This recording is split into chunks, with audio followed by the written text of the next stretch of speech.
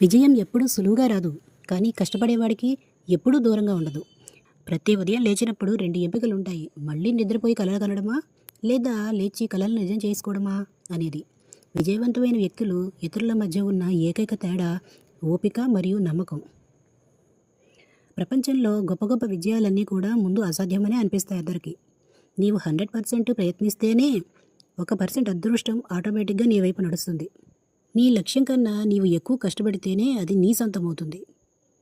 గెలిచిన వాళ్ళు చరిత్ర రాస్తారు.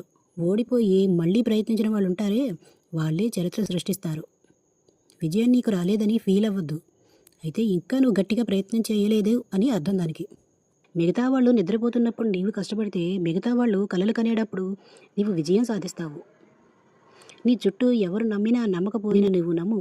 నీ నమ్మకమే నిన్ను ఒక గొప్ప విజేతగా చేస్తుంది.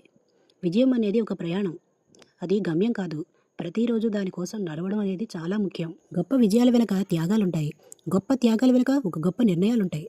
నీవు ఇప్పుడు ఏం చేస్తున్నావో 5 ఏళ్ల తర్వాత నువ్వు ఎక్కడున్నావో అది నిర్ణయిస్తుంది. కష్టపడకుండా ఏదీ దొరకదు. కష్టపడితేనే ఏదైనా దొరుకుతుంది.